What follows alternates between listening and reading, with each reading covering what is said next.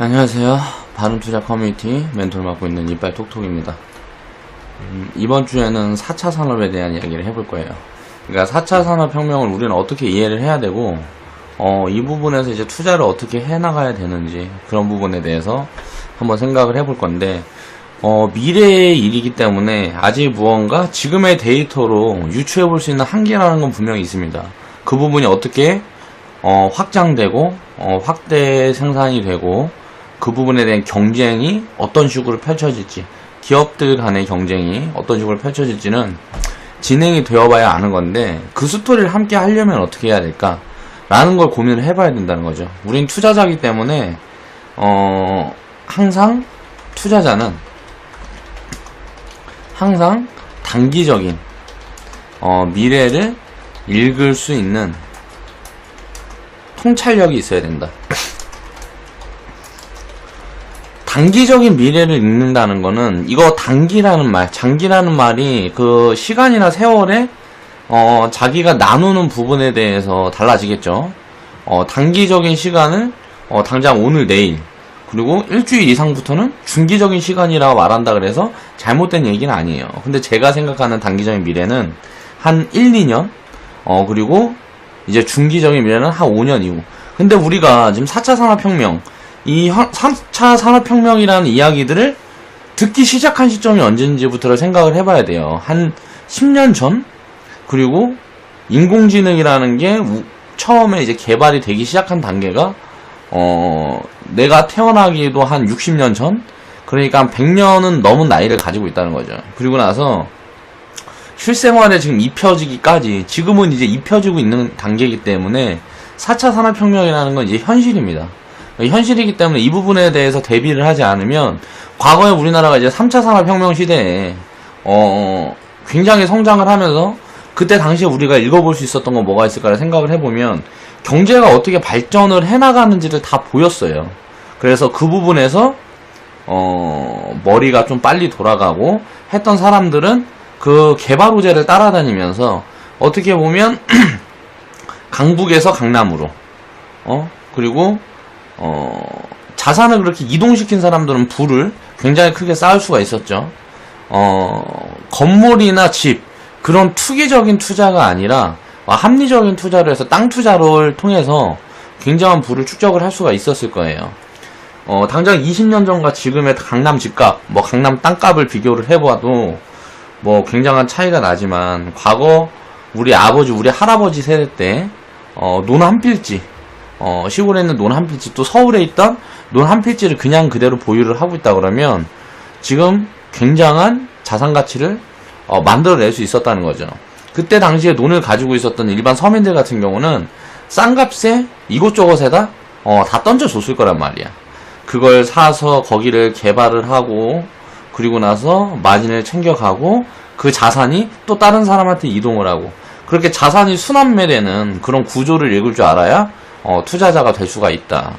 그때 당시에는 땅값이, 예를 들어서 내가 있는 지역에 굉장히 붐이 불어서 크게 땅값이 올라가랬다 그래도 이제 미래로 보게 되면 과거에 처음 이제 강남에 건물들이 들어서고 뭐하고 할 때 그 시간에도 소외된 지역들이 있었을 거란 말이에요. 강남 내에서도. 그럼 그런 부분에 대해서 내 자산을 이렇게 순환매를 시키면서 돌릴 수 있는 그런 통찰력을 가진 사람이 있었다 그러면 진짜 어마어마한 부를 손에 쥘 수가 있었겠죠.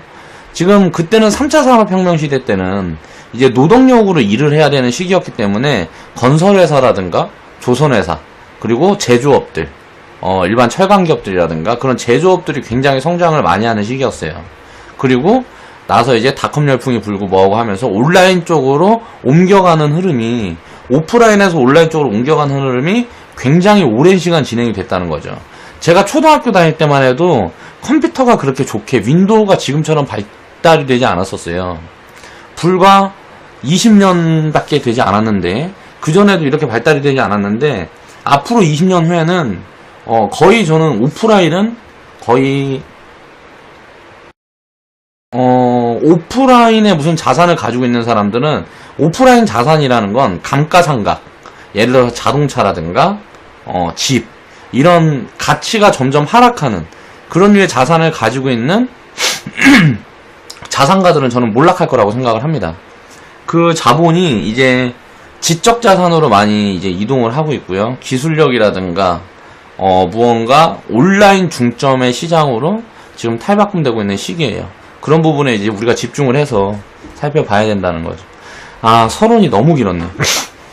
그럼 이제 본격적으로 제가 준비한 거 하나씩 한번 살펴보겠습니다. 자, 4차 산업의 시작이 뭘까라는 이야기를 해봐야 돼요. 근데 이제 뉴스나 대충 언론 검색을 해봐도 5G라 그래가지고 그런 부분에 대한 거는 요즘 정보화 시대죠. 조금만 쳐보면, 조금만 내가 관심을 가지면 엄청 많은 정보를 알 수가 있습니다. 근데 중요한 건 그 정보 중에 이제 진짜 정보와 가짜 정보가 존재해요.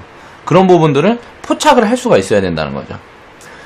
지금 이제 4차 산업의 시작이 5G인데 이게 어떻게 진행이 될지를 공부를 해봐야 된다는 거예요. 우린 투자자니까 투자를 하기 위해서 돈을 장기적으로 벌기 위해서는 공부가 필요해요.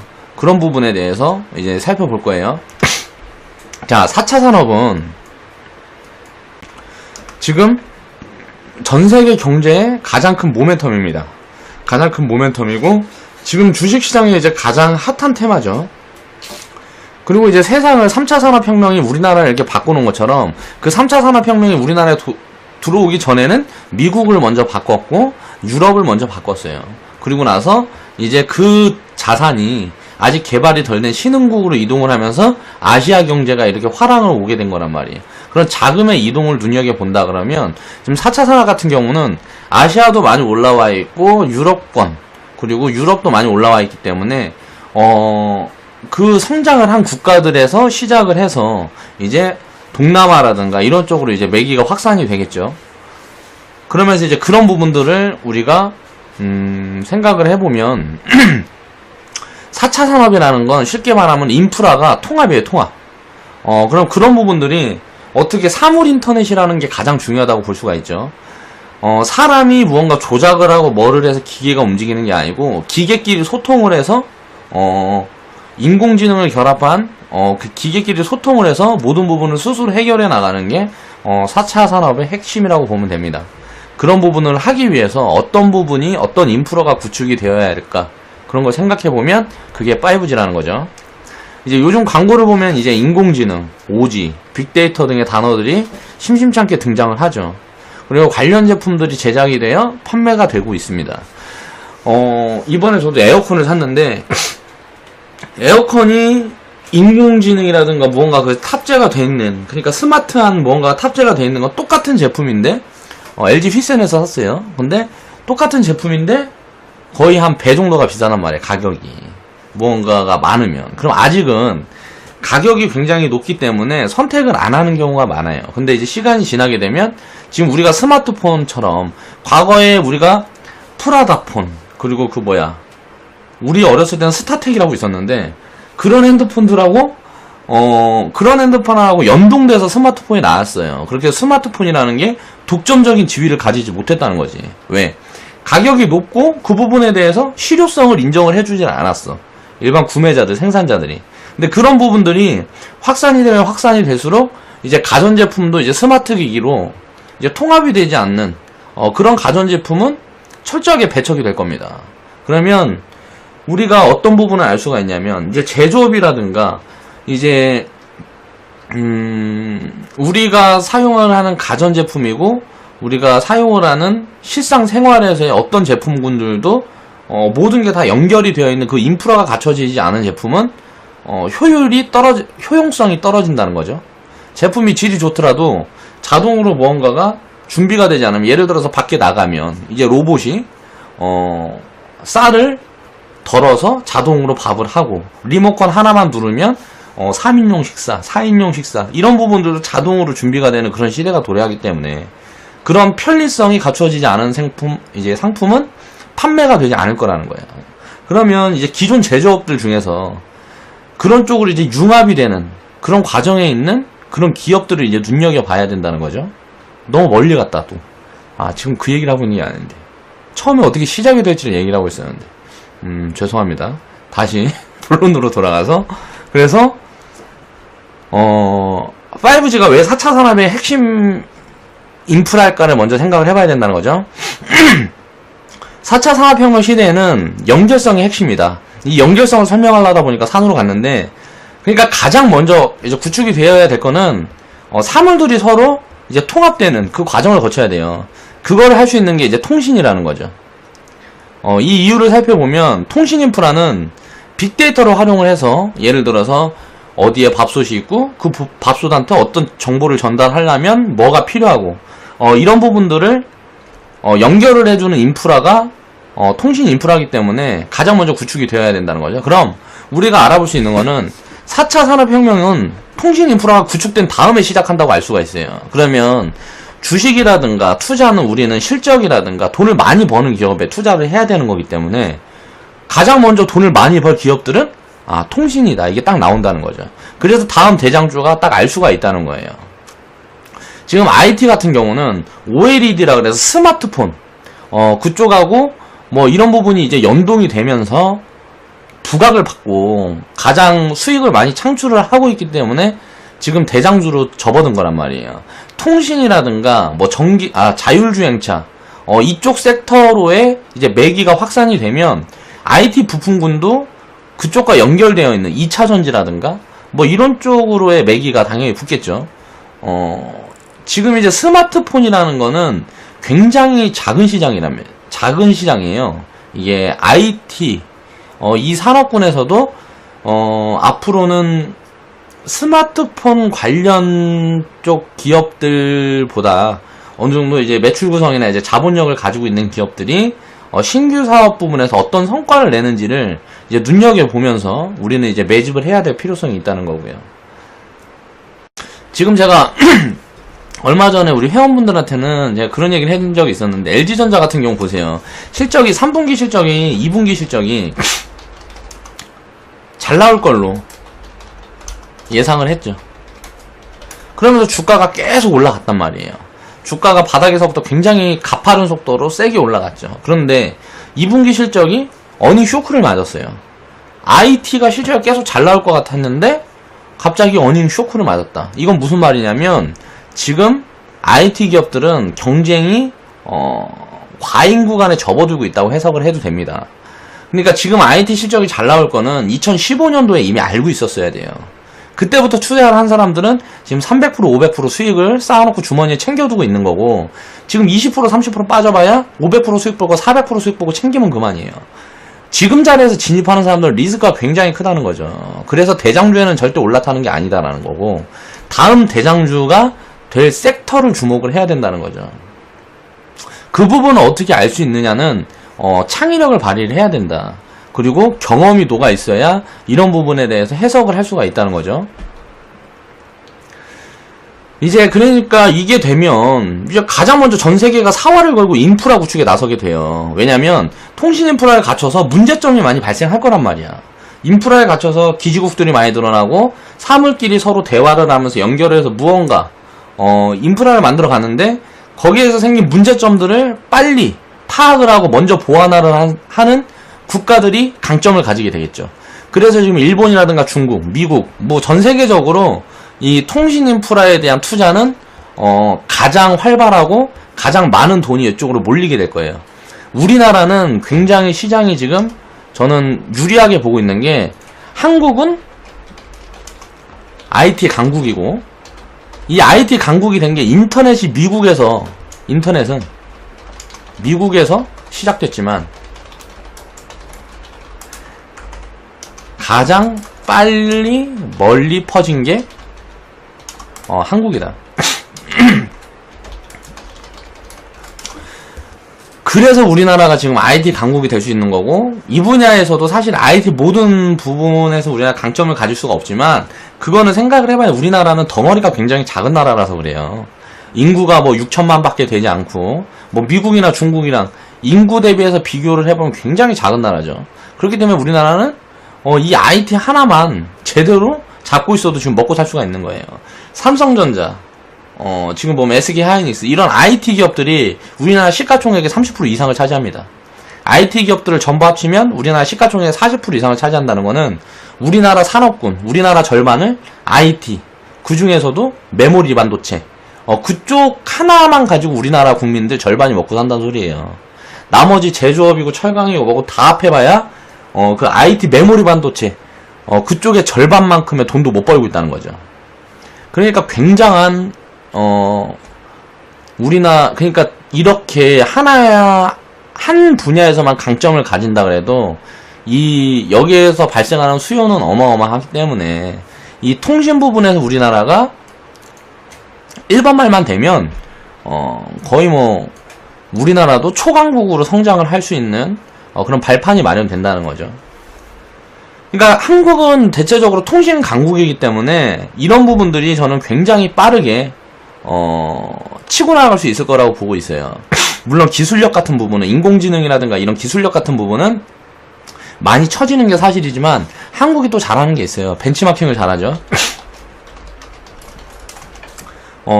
애플을 베껴서 이제 삼성전자가 애플이랑 지금 동등한 위치에 서 있습니다. 자, 현대차, 기아차 보면 우리나라 자동차 산업들도 보면 G라든가 뭐 이런 뭐라 그래야 돼? G라든가 도요타? 그러니까 일본 기업들, 그런 기업들을 잘 해갖고 믹스를 해서 이제 성장한 자동차 회사가 현대차, 기아차예요. 그쵸? 그러면 철강 같은 부분은 보면 거의 어떻게 보면 철강 같은 경우는 포스코 같은 데가 좀 주도를 해나가고 있는, 기술력 쪽에서 좀 주도를 해나가고 있는 그런 부분들이 분명히 있죠. 근데 이런 부분들 말고 이렇게 신산업, 매기가 큰 산업에서 벤치마킹을 굉장히 잘하는 게 한국이란 나라이기 때문에 사람들이 좀 두뇌전이 빠르다는 거죠. 리스크를 최대한 줄이고 가면서 저는 그래서 기아차나 현대차를 긍정적으로 보는 이유가 테슬라 같은 데는 먼저 선도해서 치고 나가는 기업이고 테슬라를 애플이라고 볼 수 있다 그러면 이제 기아차나 현대차는 삼성전자 같은 그런 뭐라 그래야 되지? 그런 성장성을, 그런 벤치마킹을 잘해서 그런 성장성을 만들어갈 수 있는 기업이라고 생각을 한다는 거죠. 현대 로보틱스를 지주회사로 만들어가는 과정에서 로봇 산업에 집중을 하면서 가지고 있는 제조업 분야, 뭐 철강이라든가 자동차 그런 쪽의 제조업 분야에서 그 현대 로보틱스에서 만들어내는 로봇들을 대량 공급해서 시설을 맞추고 시설을 갖추면서 그 현대 로보틱스는 자회사들한테 주문을 받아서 공급을 하고 안정적인 수익 구조가 만들어지겠죠. 그러면 로봇 회사가 성장을 하고 그 로봇을 파는 기업들 중에 가장 많은 소비를 해주는 그 기업은 자회사들이 될 거란 말이에요. 그럼 굉장히 이런 구조 자체가 쉽게 말하면 지들끼리 다 해먹고 사는 그런 구조이기 때문에 망하기가 쉽지가 않다고 생각을 합니다. 지금은 인건비라든가 이런저런 부분들 때문에 실적이 안 좋아질 걸로 자꾸 예상이 되고 그런 부분들이 계속 악재가 더 이상 있을 수 없을 정도로 계속 나오고 있기 때문에 주가가 바닥을 기고 이렇게 저평가 구간에 놓여져 있는데 인공지능이 어느 정도 이제 현실화되고 시장에서 자동차가 돌아다니고 하고 다닐 정도 되면 저는 그 부분에서 선도를 할 수 있는 기업이라고 생각을 해요. 우리나라 기아차나 현대차 같은 경우는 그 부분에 미리 우리는 탑승을 하기 위해서 이제 투자를 해야 된다는 거고, 완성차는 이제 저는 이제 현대차보다는 기아차를 보고 있는 게, 현대차가 부채 비율이 기아차보다 좀 많죠. 그래서 부채 비율이 없는 기업, 그리고 현대차보다 조금 시총이 작은 기업이 기아차이기 때문에 기아차에 더 집중을 해야 된다고 말을 하는 거고, 기아차가 성장 모멘텀이 그렇게 갖추게 되면 굉장히 빠르게 성장을 할 거라는 거죠. 그게 만약에 한 2020년부터 성장을 한다 그러면 2018년부터는 관심을 가지고 매집에 들어가야 됩니다.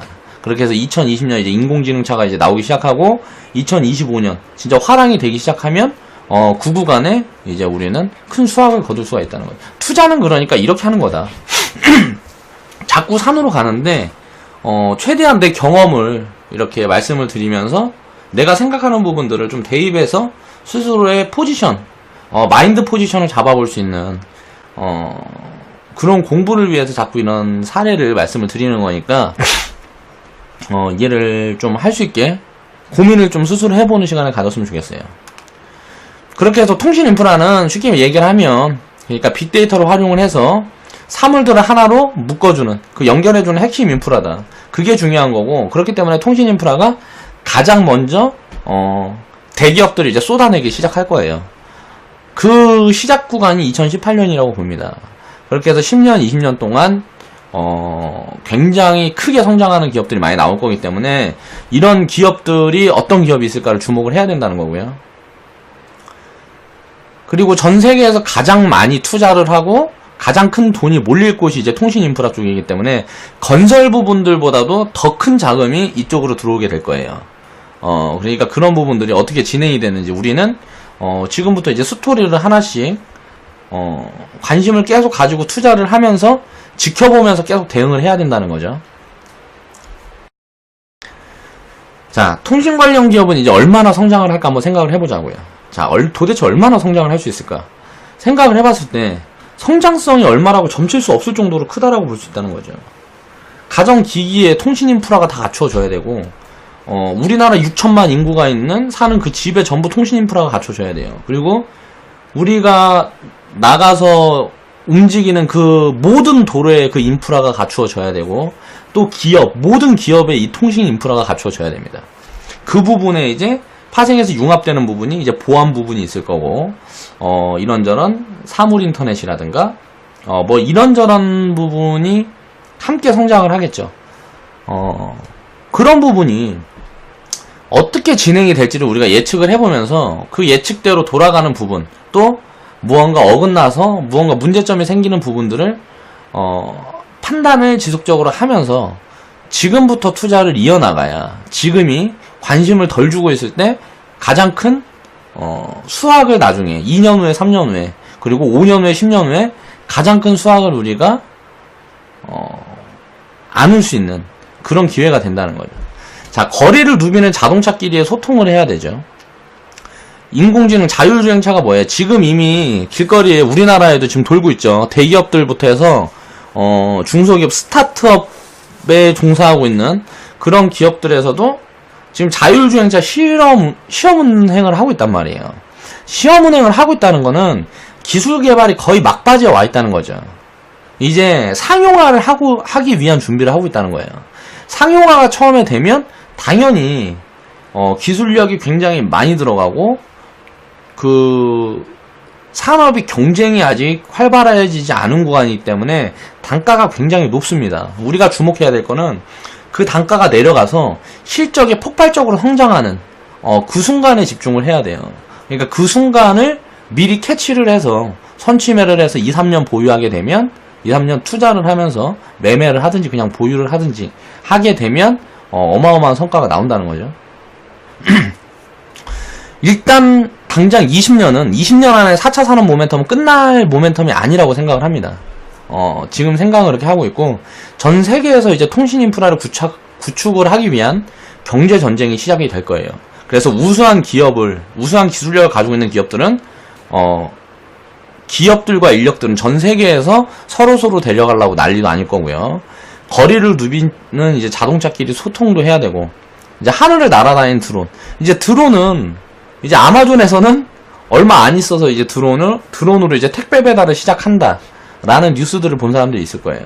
이것도 이제 우리 실상에 이미 입혀져 있는 상황이다. 그리고 의료기기, 아마존에서는 물류창고도 이제 인원을 쓰지 않고요, 사람을 쓰지 않고 로봇들이 물류창고를 다 저장하는, 정리를 하는 그런 부분에까지 인프라가 확대가 돼 있어요. 우리나라는 아직 그런 부분까지가 되어 있지 않기 때문에 유통기업들이 만약에 글로벌로 진출하는 기업들이 있다 그러면 경계를 해야 됩니다. 이런 기업들이 이길 수가 없어요. 그러니까 우리 내수주 중에서 이제 무언가 그런 인프라들을 갖춰가는 그런 기업들에 이제 주목을 해서 우리는 이제 앞으로 받아봐야 되고 의료기기에 이제 빅데이터들이 입혀지겠죠. 그리고 점차 의사들은 이제 필요가 없어질 거예요. 왜? 사람은 언제나 실수를 할 수 있는 존재이기 때문에 신뢰를 할 수가 없습니다. 그렇기 때문에 기계한테 점점 이제 그 수술이라든가 이런 부분들을 맡기는 그런 게 많아지겠죠. 그리고 이제 로봇, 에어컨, 뭐 TV 모든 사물에 이제 빅데이터를 연결을 해서 이제 소통을 하는 그런 구간이 이제 만들어질 거기 때문에 그런 인프라가 갖춰져 가는 그런 부분을 보면서 어떤 기업들이 실적이 많이 늘어나고 어떤 기업들이 성장을 지금 굉장히 크게 하고 있고 이런 부분들이 확인이 되는 시점에는 이미 뭐 지금 2차전지 그런 회사처럼 2차전지 관련주들처럼 그렇게 변화가 된다는 거예요. 제가 한번 보여드리겠습니다. 2차전지 관련주들이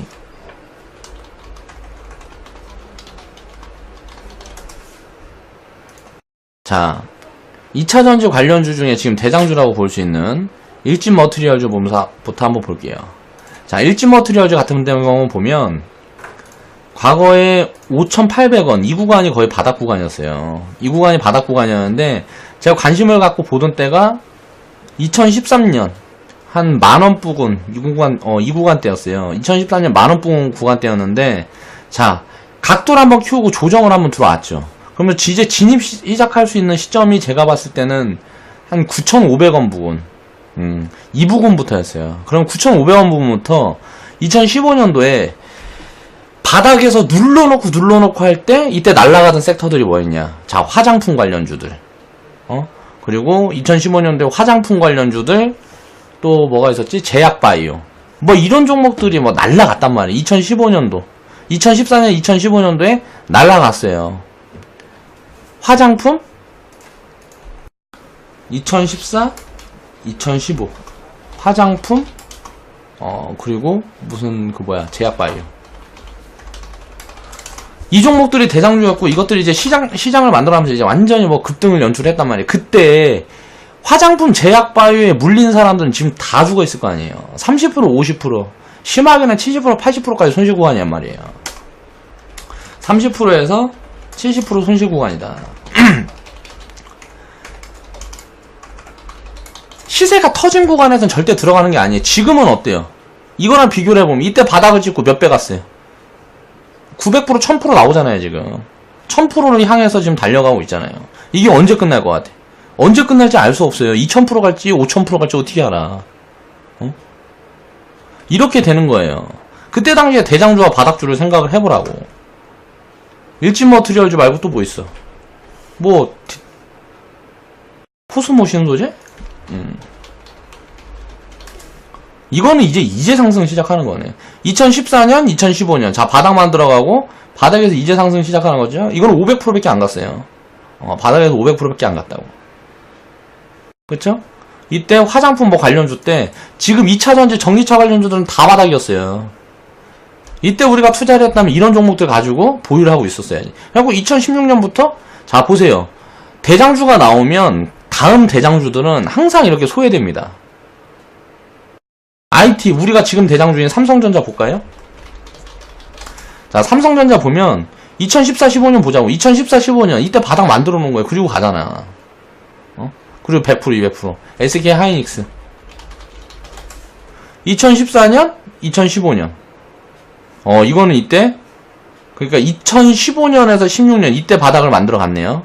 SK 하이닉스는 지금 대장주들이 과거의 대장주들이 흥할 때는 지금 대장주들은 바닥을 기고 있었다고요. 그럼 지금 바닥을 기고 있는 그런 기업들을 찾아야 된다는 거지. 지금 왜 이렇게 꼭대기에 있는 이 하이닉스, 무슨 뭐 삼성전자, 일진머티리얼즈, 뭐 이런 종목들이 지금 보면은 대장주잖아요. 제가 우리 커뮤니티에서는 말씀을 드렸었어요. 이게 지금 보면은 일진머티리얼즈가 지금 3개월 동안 거의 한 200% 이상 갔죠? 200% 300% 갔는데 다음 대장주는 전기차 관련주가 될 거고 통신 섹터가 될 거고 IT 다음을 이어서 그건 제가 계속 말씀을 드렸었어요. 그리고 통신 섹터에서 먼저 움직이는 종목들이 나오죠. 간만우 저번 달에 완전 날라가 버렸어. 6월 달에 바닥에서 진입을 못했어요. 타이밍을 못 잡았어. 저는 바닥을 더 길 거라고 생각을 했어요. 근데 지금 대장주로 빠르게 돌아서고 있어요. 통신주를 지금 관심을 가져야 된다는 거야. 한 달에 뭐 230%씩 막 상장, 막 230%씩 날라가 버렸다고. 간만호 같은 종목. 이게 이제 통신장비 대장주예요. 그리고 뭐 있더라? 또 뭐 있었어? 많이 날라간 게. 에이스테크. 맞다. 에이스테크. 지금 이제 다음 대장주 에이스테크도 이제 시작한 거죠. 이것도 바닥에서 한 100% 올라와 있으니까 이제 시작한 거예요. 통신 관련주들. 그리고 또 뭐 있어?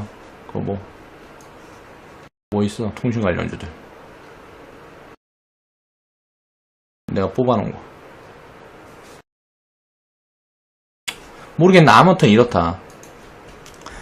그러니까 다음 대장주를 무조건 준비를 해야 돼. 이제 통신 같은 경우가 끝나게 되면 어떻게 될까요? 그 다음은 이제 뭐 보안이나 뭐 이런 쪽으로 이제 매기가 확산이 되겠죠. 왜? 통신 인프라가 구축이 되면 그 부분에 대해서 이거는 무조건 온라인이라든가 뭐 이제 기기끼리 구축이 되는 거기 때문에 보안 관련 부분이 굉장히 핵심 인프라가 되겠죠. 보안 같은 부분이 문제가 생기면 뚫리고 뭐가 문제가 생기게 되면 난리가 날 거 아니에요.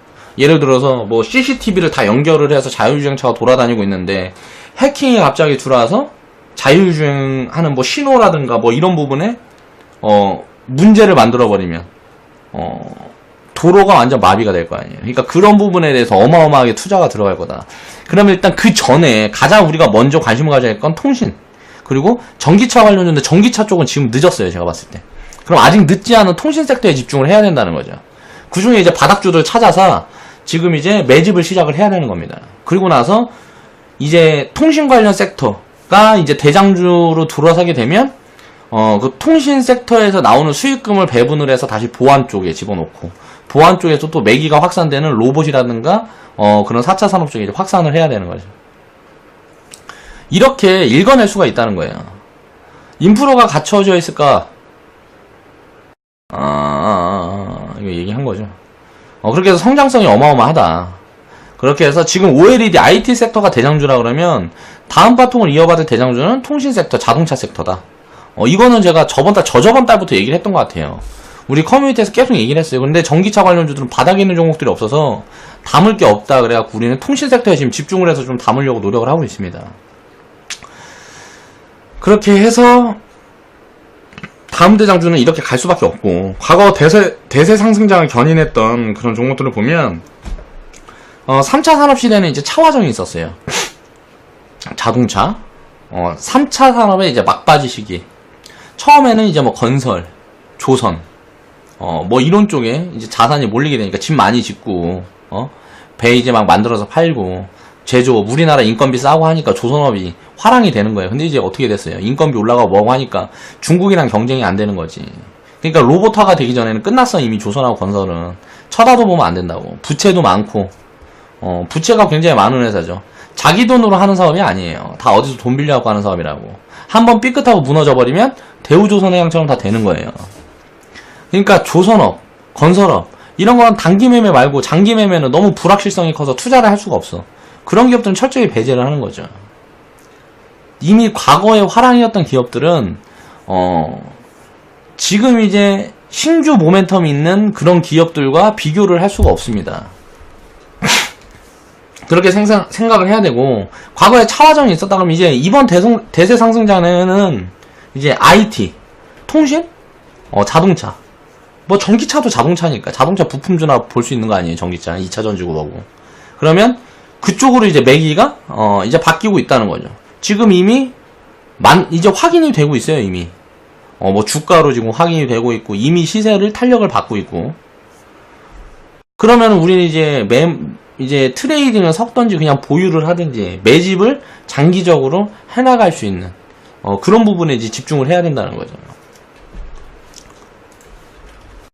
2018년부터 실적이 개선돼 그런 통신주에 이제 주목을 하라는 거죠. 주가는 6개월을 선행한다 그랬지만 선행하는 부분이 이제 모멘텀이 세면 12개월 1년 먼저 선행할 때도 있습니다. 감만호, 에이스테크 이런 종목들이 그래요. 제가 봤을 때는 좀 오래 걸릴 거라고 생각해요. 왜? 실적 부분이 이미 개선되는 게 확인이 안 돼 있거든. 이노와이어시스 여기 나와 있는 KMW 한번 볼게요. 다시 자 보면 KMW 지금 바닥에서 2015년 16년도에 바닥 만들어 놓고 튀어버렸잖아요. 지금 바닥 만들어 놓고 튀기 시작해서 이제 100% 구간인데 이제 시작한 거예요. 이제 시작한 건데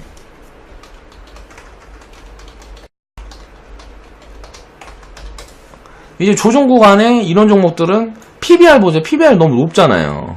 이런 종목들 말고 좋은 종목들이 많이 있다고. 지금 이런 종목들은 내가 왜 이렇게 다 까고 하냐. 내가 투자할 생각이 없거든. 지금 비싸.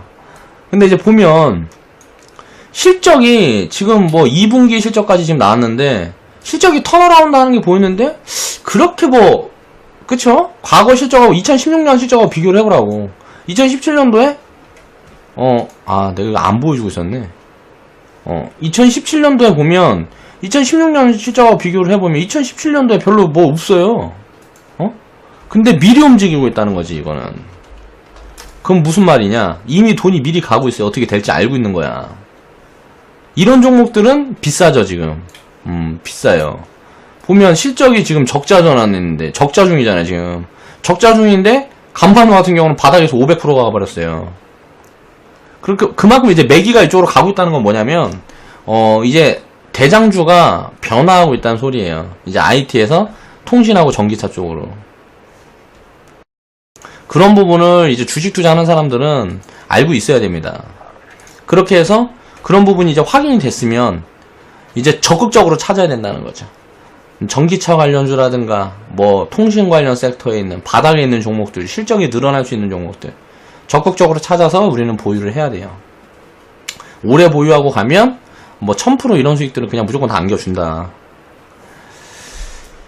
그렇게 해서 2018년 1분기부터 실적이 폭발하려 그러면 우리는 지금 이미 이제 매집을 시작하고 있어요. 근데 이제 시작 단계라 그렇게 큰 무언가가 안 보이고 있는데 한 30%에서 50% 우리 계좌 비중의 한 30% 50%는 통신 섹터 쪽에 집중을 해야 됩니다.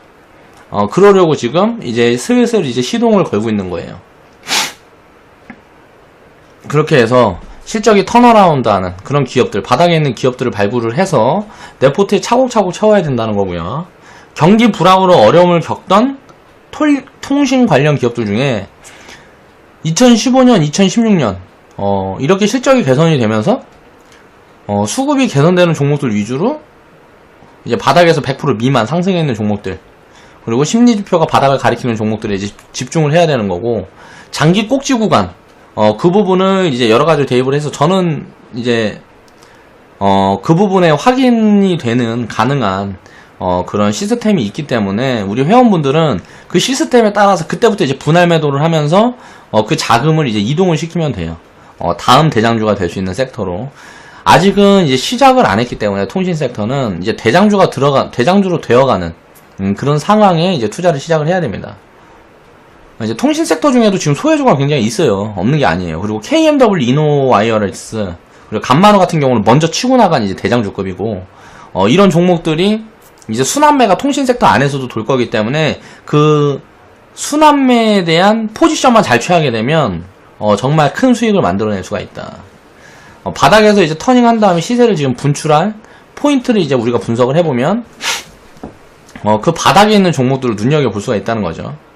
간마노 같은 경우는 이제 5월달 제가 계속 보고 있다가 6월달에 튀기 시작해갖고 우리는 바닥에 진입을 못했기 때문에 그냥 눈 뜨고 구경만 한 거예요. 그냥 한 달 만에 한 200% 뿜어버리는데 상승이 그렇게 크게 되면 당연히 조정도 굉장히 크게 와요. 그러니까 그 조정이 크게 오는 그 포지션 잘 잡으면 다시 기회를 줄 수도 있을 것 같아요. 물론 안 주고 그냥 가버릴 수도 있죠. 그러면 뭐 내 거 아닌 거지. 그러니까 이런 통신 섹터들이 지금 보면 모멘텀을 가지기 위해서 굉장히 노력을 하는 기업들이 많기 때문에 그 부분에 집중을 해서 우리가 봐야 된다는 거고, 한국은 이제 평창 동계올림픽에서 이제 5G, 5G에 대한 이제 글로벌 홍보를 시작을 하죠. 어떻게 보면 굉장히 이런 부분들도 운이 좋은 것 같아요. 그 평창 동계올림픽에서 이제 시작되는 그 5G에 대한 선진 기술을 홍보를 적극적으로 할 수 있다는 거는 굉장히 큰 기회라는 거죠. 이 홍보를 시작으로 인프라 구축의 시작점을 알리게 될 것 같아요. 그러면서 이제 우리나라 내수부터 먼저 통신 인프라를 갖추기 시작하겠죠. 거기에서 나오는 기술력을 확보를 해서 해외 시장으로 진출을 하는 거고, 그러면 이제 내수에서 끝나는 게 아니고 내수에서 어느 정도 성과를 만들고 해외로 진출을 하게 되면 그 기간이 못해도 5년에서 10년은 갈 거 아니에요. 그 구간에 어마어마한 수익률을 만들어 줄 거다. 왜? 기업이 그만큼 성장을 하니까.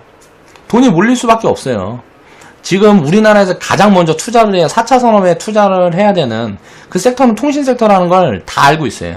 다 알고 있기 때문에 국가에서도 정책 부분에서 가장 먼저 지원을 할 섹터는 이쪽 부분이라는 거지. 그리고 이제 200일 정도 남았으니까, 평창 동계올림픽은 이제 200일 정도 남았으니까 그 사업에 함께 몸담으면서 성장을 해나가는 그런 기업을 찾아서 매집을 시작을 하면 좋은 결과가 있을 거라는 거죠. 자, 유료 회원분들한테 이제 제가 드리는 메시지는 뭐냐면, 저 이제 주식을 통해서 20살이 막 되는 나이부터 지금 한 14년 정도 경험을 해봤어요. 그리고 내가 주식 투자를 시작하기 그 전, 과거부터 해서 경제에 대한 부분들부터 해서 포괄적으로 다 이렇게 분석을 하는 작업을 많이 했습니다. 그러면서 경제를 접하니까 딱 하나 연결이 되는 게 있어요. 항상 기회는 가장 어두운 구간이라는 거죠. 지금 대장주 IT라든가 이게 막 날아가는 종목들이 있고, 증권사라든가 전 방송에서 전부 IT주만 얘기를 하고 있어요. IT 무조건 가는 말에 올라타야 된다, 뭐 다 그런 얘기만 하고 있는데 전부 추격 매수를 부추기고 있다는 거죠. 어디서 돈 받고 하는 짓거리인지 뭔지 모르겠는데, 진짜 그렇게 생각하는 거면 좀 제정신이 아닌 것 같다는 생각을 해요. 저는 IT는 지금 싸지 않아요. 근데 싼 종목들이 그렇게 많은데 싼 기업들에 투자를 해야지, IT 섹터에 투자를 한다는 것 자체가 이미 추격 매수라는 거죠. 그 추격 매수를 해서 그걸 계속 반복을 해요. 화장품 좋죠. 중국에다 잘 팔고 뭐하고 하다가 화장 6커 막 생각을 해보자. 2014, 15년 뭐 이렇게 화장품, 뭐 2016년 뭐 화장품이 꼭지를 찍고 바닥에서 2000% 막 이렇게씩 상승을 할 때 생각을 해보면, 명동 가면은 그냥 뭐 캐리어 막 2개씩 들고 꽉 찼었다고, 중국인들로. 그러니까 어떻게 해요? 당연히 돈을 많이 벌겠지. 그럼 그 구간에 지금은 어때요? 사드 문제가 불거지면서 그 유커가 빠지잖아. 이건 화랑이 오면 무조건 불황이 다시 온다는 거예요. 그리고 그 화랑이 꺾이는 시점에 이미 주가는 곤두박질 칩니다. 그렇게 해서 바닥을 다시 잡아요. 화장품 관련 주식들은 아직도 바닥이 잡히지 않았어요. 바닥을 잡히려면 시간을 보낸다든가 지금 자리에서 30%는 더 빠져야 돼요. 근데 지금 자리에서 30% 더 빠지는 거는 단기적으로 많이 빠졌기 때문에 쉽진 않을 것 같고, 시간이 좀 오래 걸릴 거라는 거죠. 그러면 화장품 관련주들은 지금은 이제 통신 섹터에 집중을 해야 되니까 거기서 수익을 보는 것 같고, 화장품 관련 주식들을 이제 바닥 구간에서 트레이딩을 계속 하면서 매집을 천천히 시작을 해야죠. 또 왜? 화장품 같은 경우는 한류라는 바람은 쉽게 꺾일 바람이 아닙니다. 그 부분에 우리가 집중을 해야 돼요. 앞으로 미래에는, 지금 너무 많은 얘기를 하고 있는데 이게 큰일 났네. 이번 주에 내내 하려고 그랬는데 오늘 그런 얘기를 다 하면 어떡하냐 나. 아무튼간 여기서 끊을게요. 내일도 또 해야 될 얘기가 있으니까. 그러니까 회원분들한테 제가 말씀드리고 싶은 건, 하락장에서 이제 심리적으로 위축이 되면요, 주변에 안 좋은 이야기에 마음이 더 갈팡질팡할 수가 있습니다. 그런 부분을 마인드를 딱 붙잡고 가야 돼요. 저 또한 이제 리딩을 하면서 이런 부분을 나도 과거에 경험을 해봤고, 나도 심리적으로 흔들릴 때가 있어요. 리딩을 하면서 내가 흔들리는 건 이게 문제가 생길까봐 해서 흔들리는 게 아니고, 이게 회원분들이 무언가 이런 부분에서 위기의식을 느껴서 심리적으로 동요를 하게 되면 그 파장이 번져나가요. 그렇게 된다 그러면 굉장한 리스크가 되기 때문에 그 부분을 단속을 하기 위해서 굉장히 신경을 많이 쓴다는 거죠. 자, 손절을 잡아서 대응을 하고요. 기법 몇 개 대입을 해서 단기 수익만 따라다니면 당장 수익은 무조건 크게 만들 수 있어요. 그럴 자신이 있고, 그런 매매는 사실 어렵지 않습니다. 근데 이런 게 습관이 돼버리면 투자를 시작부터 제대로 배워야 된다는 거죠. 이런 게 습관이 돼버리면 절대 장기 투자자로 돌아설 수가 없습니다. 지금 단타 수익을 내려고 그러면 전기차 관련주, 2차전지 관련주 가지고 놀아야 돼요. IT 가지고 놀아야 돼요. 손절 잡아놓고 그런 거 먼저 매매를 해서 그런 게 매기가 몰리면 무조건 수익을 크게 줍니다. 단기적으로. 그러니까 그런 종목들에 이제 쫓아다니게 되면 이제 통신 섹터는 바닥에서 모을 수가 없어요. 그리고 쫓아다니다 보면 통신 섹터는 이미 슈팅이 나오고 상승을 시작해버립니다. 그러면은 또다시 추격 매수만 하게 되는 거예요. 그러면 바닥에서 진입한 사람들이 200%, 300% 수익 구간에 우린 10% 먹으로 들어가야 되는 거죠. 그럼 그 200% 300% 수익 본 그 사람들이 우리가 10% 수익 보면 그 사람들은 30%씩 수익을 보는 거예요. 그런 부분이 복리인데 복리를 입히기 위해선 단타로는 절대 불가능합니다.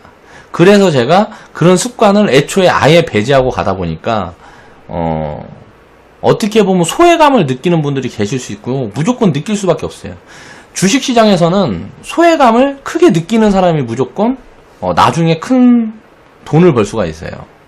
그런 부분들은 딱 2년만 지나면 검증이 되고 모두 다 습관에 입어지게 됩니다. 그때까지만 딱 견디라는 얘기를 자꾸 하는 거예요. 제대로 된 투자를 공부를 하고 평생 무너지지 않는 자산을 구축을 하고 그걸 지키려고 그러면 경제 공부가 매우 중요하다는 거죠. 천천히 돌아가기로 마음먹고 이 사업을 제가 시작을 한 거고 그런 올바른 투자, 정석 투자를 하게 되면 한 번만 딱 경험을 해보면 2년만 경험을 해보면 그 다음에는 어떤 얘기도 내가 흔들리지 않아요. 왜냐면은 그 수익을 내가 직접 다 담고 있으니까. 그리고 그 수익은 끝난 게 아니고 그 자체로 계속 나한테 복리를 만들어주기 때문에 그 부분에 대해서 내가 바꾸고 싶어도 바꿀 수가 없어요. 이미 만들어지고 있는 복리는 저절로 불어나는 거니까. 그 부분을 입히는 딱 2년이면 돼요. 2년만 이내하면 됩니다. 저는 처음에 이제 이 사업을 시작을 할 때 낙오자가 굉장히 많이 나올 거라고 생각을 했어요. 근데 왜냐면은 한국인들을 내가 너무 무시한 거지. 우리나라 사람들은 굉장히 단기 성향이기 때문에 욕도 굉장히 내가 많이 먹을 거고 이런저런 제정신 아닌 사람들이 분위기를 흐려놓는 그런 상황으로 많이 연출이 될 거라고 생각을 하고 마음을 굳게 먹고 시작을 했는데 생각보다 그런 사람들이 너무 많이 없다는 거지. 지금 우리 커뮤니티에서도 이탈자가 지금 한 2분밖에 안 계세요. 물론 개인 사정 때문에 그렇게 된 분들도 한두 분 계시고 이게 낙오자가 많이 나오지 않고 지금 4개월 됐는데 이렇게 진행이 된다는 건 이제 뭐 해봐야 4개월이니까 20개월 남았잖아요. 20개월 2년이면 그 20개월만 더 견디면 지금 있는 사람들은 올바른 투자 습관을 다 가지게 돼요. 그때부터는 내가 수익을 극대화할 수 있는 방법을 체계화된 체계화시켜서 또 강의해드리고 스스로 공부를 하고 생각해 볼 수 있는 그런 시간을 만들어 드릴 거예요. 뭐든지 간에 일단 순서가 있는 거기 때문에 올바른 습관이 가장 중요합니다. 이 부분이 갖춰지지 않으면 무조건 한 번 이상은 깡통이 차요. 그래서 나는 회원분들 중에 처음 이제 투자를 시작하는 분들도 절대 깡통 차지 않는 그런 투자를 입혀드리고 싶은 거니까 지금 당장의 수익에 너무 연연하지 말라는 거죠. 지금 수익을 크게 보는 사람들은 무조건 무너집니다. 그 무너지는 상황이 무조건 와요. 지금 IT 같은 거 이제 몰빵 투자하고 하는 사람들이 삼성전자에 몰빵, SK 하이닉스에 이제 몰빵 들어간 사람들이 2년 후에 3년 후에 어떻게 되는지 꼭 보세요. 제가 장담하는데 끝까지 그렇게 가지 못해요. 무조건 눌림목이라는 거 나오고 지금 구간에서 하락폭을 6개월에서 1년은 무조건 만들어 줄 거라고 저는 생각을 하고 있고 올라간다 그래도 그렇게 크게 더 높이 가지는 못할 거라고 생각을 하고 있습니다. 그러니까 지금 상황에서 100% 200%가 이게 튈 수는 없다는 거죠. 바닥에서 성장폭이 클 수 있는 주가 수익률이 클 수 있는 그런 종목들을 미리 지금 선취해야 되는 중요한 시기이기 때문에 IT 쳐다보지도 말라는 거예요. 우리도 중소기업 중에 한두 종목은 지금 매매를 하고 있죠. 왜냐면은 IT 대장주들에서 중소형주로 지금 이제 자본이 이동하는 그런 움직임이 보이고 있어서 그래요. 그러니까 전방위적인 투자를 해야 되고 그 분산 투자와 비중 관리 그 부분을 잘 지켜서 우리는 이 지금 이야기하고 있는 4차 산업 관련 쪽으로 포트폴리오를 집중시켜 나가는 걸 지금 시작하고 있는 단계라고 생각하시면 됩니다. 그렇게 해서 이제 저도 이제 더 노력하고 공부를 해서 매매 시스템도 더 정교하게 이제 구축을 하고요. 그리고 더 좋은 이야기 전달할 수 있도록 노력을 하겠습니다. 물론 자산도 키워야겠죠. 회원분들도 저도. 그리고 처음 커뮤니티를 시작한 그 순간부터 지금까지 알게 모르게 시스템이 많이 좀 정교해졌어요. 그때보다는. 이거는 계속 이제 수정 보완이 될 거고 그렇게 되면서 저도 공부하고 알아가는 내용들이 점점 더 많아지고 있어요. 여러분들한테 이제 강의를 하고 제가 영상을 이렇게 제작을 하고 있지만 저도 이제 복습 효과도 있고요. 과거에 내가 알고 있던 것도 복습 효과도 있고 새로 적용이 되는 시스템들도 있기 때문에 누이 좋고 매부 좋고 나도 알아가는 게 많아지고 여러분들도 새로운 걸 많이 배울 수 있는 거고. 그래서 4차 산업혁명이라는 건 가장 큰 테마라는 거죠. 테마주들이 굉장히 많죠. 뭐 일자리 테마부터 해서 뭐 이런저런 정책 테마부터 해서 뭐 사드 뭐라 그래야 돼? 뭐 별로 테마가 많아요. 그런 소소한 그 단기적인 움직임 그걸 바라보고 테마를 신경을 쓰지 마세요. 테마는 가장 큰 테마만 봅니다. 이제 다음 대선에는 한 2년 전부터 준비를 하는 거예요. 다음 대선에 대선 테마로 묶일 종목들. 왜냐면 대선 테마라는 거는 주식시장에서 한국에서는 가장 큰 이슈 중에 하나입니다. 그러니까 그 테마에는 자산을 너무 크게 배분할 수는 없어요. 그건 왜냐면 거품으로 가는 거기 때문에 대선 테마는. 그래서 자산 비중이 한 1-20% 정도 그렇게 해갖고 준비를 하면 되는 거고, 지금 4차 산업혁명 이쪽 테마에는 100% 올인을 해야 돼요. 왜냐면은 전 기업들이 4차 산업혁명을 입히지 못하는 기업들은 모두 모조리 다 망할 거예요. 망하지 않는 기업이 없을 겁니다. 먹는 거, 농업부터 시작해서 그 어떤 분야에든 4차 산업은 무조건 개입을 하게 될 거예요. 근데 그런 부분에서 뒤처지는 기업들은 대기업이고 대기업이고 중소기업이고 모조리 다 망할 거예요. 그러니까 그 망할 기업들만 쳐내고 우리는 성공할 수 있는 기업들로만 포트폴리오를 압축해서 운영을 하면 된다는 거죠. 그 부분을 어떻게 하는지 그 스토리를 지금 우리 회원분들하고 저는 만들어가고 있는 거기 때문에 당당하고 자신감을 가져도 된다는 거죠. 분석을 다 하고 있고 모든 부분에서 지금 자금 흐름이 어떻게 이동이 되어가고 있는지까지 분석을 많이 하고 있어요. 저는 그러다 보니까 리딩에서 정확한 꼭지를 못 잡는 게 내가 실력이 없어서 못 잡는 게 아니에요. 대충 보이면 수급 딱 봐서 아니겠다 싶으면 분봉 딱 때려놓고 지금 그냥 대충 매도 포지션 잡는 거예요. 여러분들한테 강의를 시켜드리고 있잖아요. 제가 매도 포지션 꼭지를 정확하게 잡는 방법, 대입해서 분석하는 방법, 이런저런 부분들을 다 대입을 하고 있죠. 그러니까 더 정교하고 싶으면 스스로 공부를 하라는 거예요. 그리고 그 부분에 대해서 자신이 없으면 그냥 내가 매도 포지션 주면 그냥 따라서 매매하시면 되고. 그리고 나서 계속 코멘트를 드리잖아요. 매도 이유, 매수 이유, 왜 이런 시점에 진입을 해야 되고, 이런 패턴 기억해라. 매매하면서 그런 공부를 한다는 거, 그거 매일 하는 공부가 아니라 매일 그 1000만원짜리도 넘는 거예요, 그거. 내가 만들어서 팔면 1000만원, 1억, 10억 이렇게 받을 수 있는 그런 강의들이라고.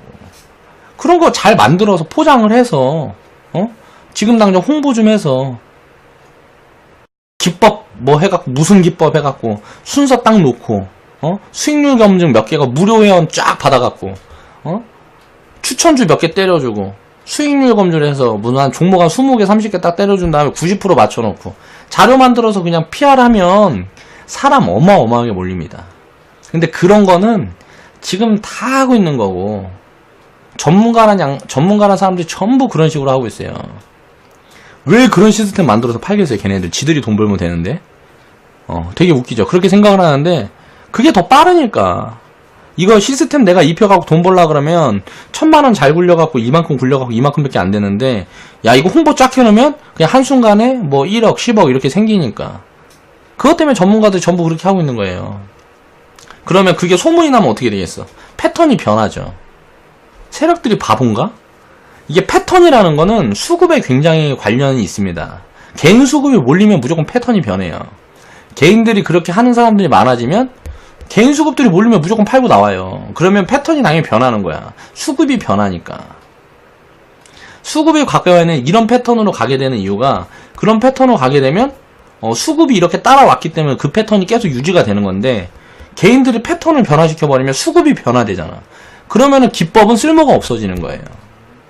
그러니까 많이 오픈되는 기법은 쓸모가 없는 거예요. 그런 부분을 알아야 되고, 테마는 가장 큰 테마에만 집중을 해라. 그런 이야기를 하는 거고, 내일도 이런 4차 산업혁명에 대한 이야기를 좀 깊숙이 들어가서 한번 생각을 해보는 그런 시간을 가져보도록 하겠습니다. 오늘 이야기를 하다가 너무 또 산으로 많이 세고 해가지고 내일 어떤 이야기를 어떻게 해야 될지 모르겠어. 내일 할 이야기, 모레 할 이야기, 이번 주에 할 이야기를 오늘 다 해버린 것 같아서 아무튼 그렇게 준비를 해보겠습니다. 자, 좌측 하단에 보시면 추천 마크 있고요.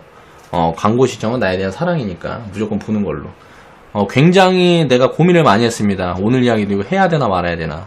내가 머리가 굉장히 좋은데 이런 정보들을 남들한테 나눠주는 건 좀 인색한 사람이에요. 근데 제가 이 유튜브라는 걸 하게 되고 우리 회원분들과 소통을 하고 교감을 나누게 되다 보니까 많이 착해진 거야. 그러니까 여러분들도 고맙게 생각하고 감사하게 생각하고 그리고 창의력, 제가 우리 커뮤니티에서는 말씀을 드렸었어요. 이게 지금 보면은 일진 머티리얼즈가 지금 3개월 동안 거의 한 200% 이상 갔죠? 200% 300% 갔는데 다음 대장주는 전기차 관련주가 될 거고 통신 섹터가 될 거고 IT 다음을 이어서, 그건 제가 계속 말씀을 드렸었어요. 그리고 통신 섹터에서 먼저 움직이는 종목들이 나오죠. 간만우 저번 달에 완전 날라가 버렸어. 6월 달에 바닥에서 진입을 못했어요. 타이밍을 못 잡았어. 저는 바닥을 더 길 거라고 생각을 했어요.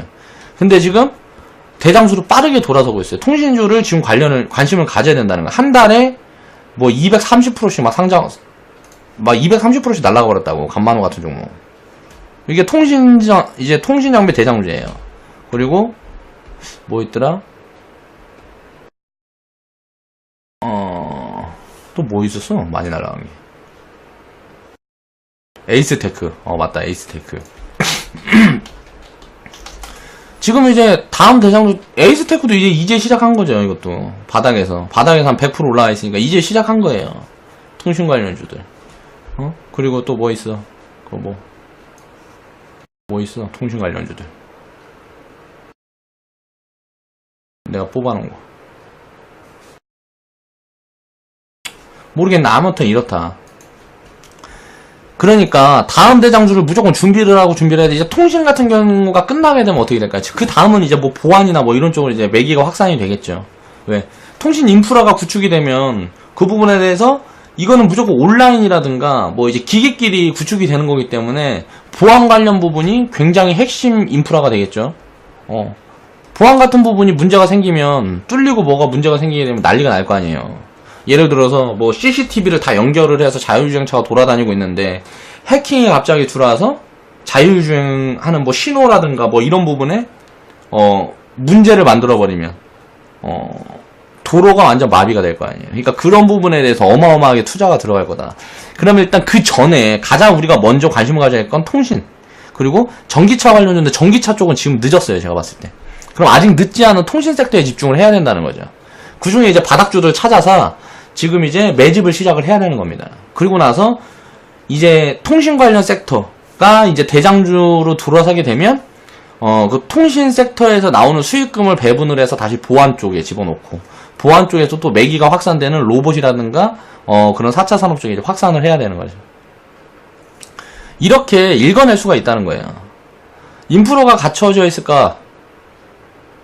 이거 얘기한 거죠. 그렇게 해서 성장성이 어마어마하다. 그렇게 해서 지금 OLED IT 섹터가 대장주라 그러면 다음 바통을 이어받을 대장주는 통신 섹터, 자동차 섹터다. 이거는 제가 저저번 달부터 얘기를 했던 것 같아요. 우리 커뮤니티에서 계속 얘기를 했어요. 근데 전기차 관련주들은 바닥에 있는 종목들이 없어서 담을 게 없다. 그래갖고 우리는 통신 섹터에 지금 집중을 해서 좀 담으려고 노력을 하고 있습니다. 그렇게 해서 다음 대장주는 이렇게 갈 수밖에 없고, 과거 대세 상승장을 견인했던 그런 종목들을 보면 3차 산업시대는 이제 차화정이 있었어요. 자동차 3차 산업의 이제 막바지 시기.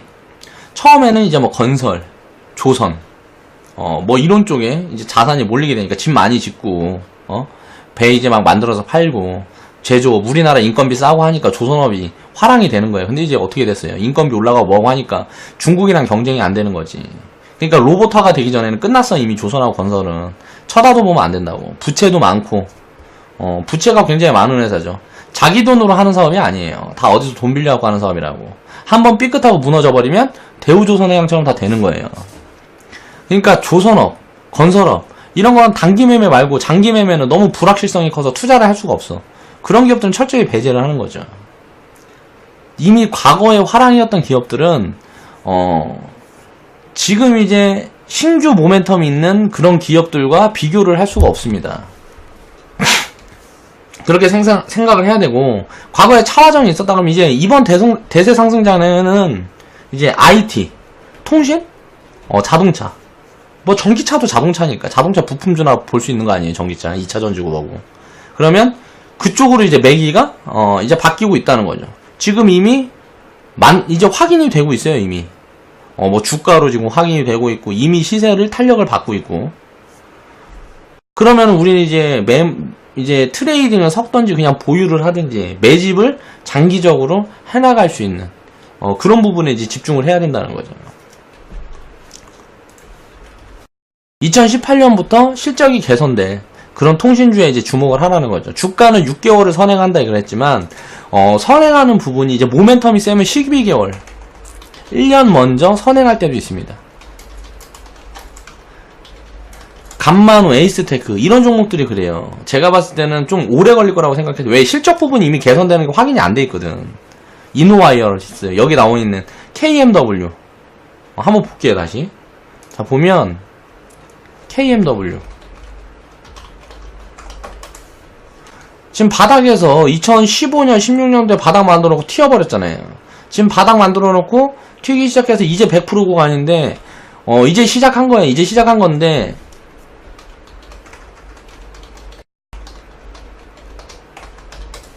이제 조정 구간에 이런 종목들은 PBR 보세요. PBR 너무 높잖아요. 이런 종목들 말고 좋은 종목들이 많이 있다고. 지금 이런 종목들은 내가 왜 이렇게 다 까고 하냐. 내가 투자할 생각이 없거든. 지금 비싸. 근데 이제 보면 실적이 지금 뭐 2분기 실적까지 지금 나왔는데 실적이 턴어라운드 하는 게 보이는데 그렇게 뭐 그쵸? 과거 실적하고 2016년 실적하고 비교를 해보라고. 2017년도에 내가 이거 안 보여주고 있었네. 2017년도에 보면 2016년 실적하고 비교를 해보면 2017년도에 별로 뭐 없어요. 근데 미리 움직이고 있다는 거지 이거는. 그럼 무슨 말이냐? 이미 돈이 미리 가고 있어요. 어떻게 될지 알고 있는 거야. 이런 종목들은 비싸죠 지금. 비싸요. 보면 실적이 지금 적자 전환했는데 적자 중이잖아요 지금. 적자 중인데 간판호 같은 경우는 바닥에서 500%가 가버렸어요. 그만큼 이제 매기가 이쪽으로 가고 있다는 건 뭐냐면 이제 대장주가 변화하고 있다는 소리예요. 이제 IT에서 통신하고 전기차 쪽으로. 그런 부분을 이제 주식 투자하는 사람들은 알고 있어야 됩니다. 그렇게 해서 그런 부분이 이제 확인이 됐으면 이제 적극적으로 찾아야 돼. 무언가 어긋나서 무언가 문제점이 생기는 부분들을 판단을 지속적으로 하면서 지금부터 투자를 이어나가야 지금이 관심을 덜 주고 있을 때 가장 큰 수확을 나중에 2년 후에 3년 후에 그리고 5년 후에 10년 후에 가장 큰 수확을 우리가 안을 수 있는 그런 기회가 된다는 거죠. 자, 거리를 누비는 자동차끼리의 소통을 해야 되죠. 인공지능 자율주행차가 뭐예요? 지금 이미 길거리에 우리나라에도 지금 돌고 있죠. 대기업들부터 해서 중소기업 스타트업에 종사하고 있는 그런 기업들에서도 지금 자율주행차 시험운행을 하고 있단 말이에요. 시험운행을 하고 있다는 거는 기술 개발이 거의 막바지에 와 있다는 거죠. 이제 상용화를 하기 위한 준비를 하고 있다는 거예요. 상용화가 처음에 되면 당연히 기술력이 굉장히 많이 들어가고 그 산업이 경쟁이 아직 활발해지지 않은 구간이기 때문에 단가가 굉장히 높습니다. 우리가 주목해야 될 거는 그 단가가 내려가서 실적이 폭발적으로 성장하는 그 순간에 집중을 해야 돼요. 그러니까 그 순간을 미리 캐치를 해서 선취매를 해서 2, 3년 보유하게 되면 2, 3년 투자를 하면서 매매를 하든지 그냥 보유를 하든지 하게 되면 어마어마한 성과가 나온다는 거죠. 일단 당장 20년 안에 4차 산업 모멘텀은 끝날 모멘텀이 아니라고 생각을 합니다. 지금 생각을 이렇게 하고 있고 전 세계에서 이제 통신 인프라를 구축을 하기 위한 경제 전쟁이 시작이 될 거예요.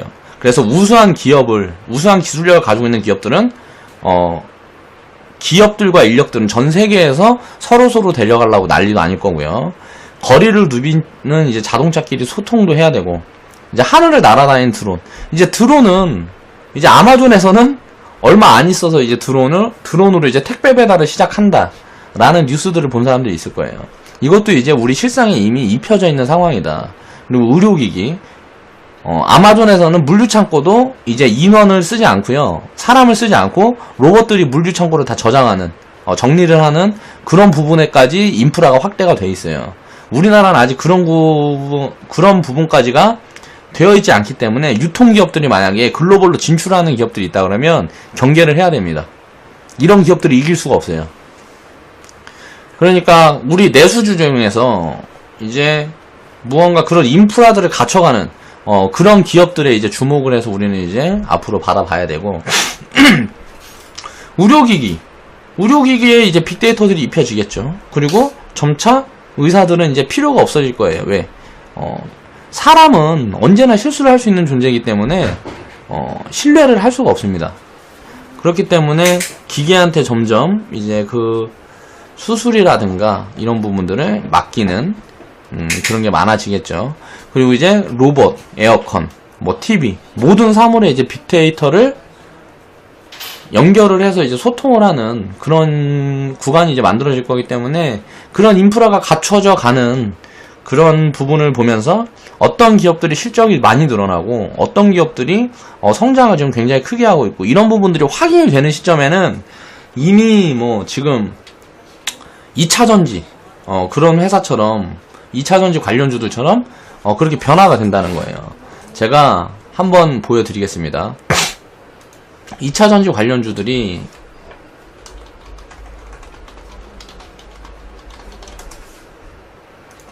자 2차전지 관련주 중에 지금 대장주라고 볼 수 있는 일진머티리얼즈 보면서부터 한번 볼게요.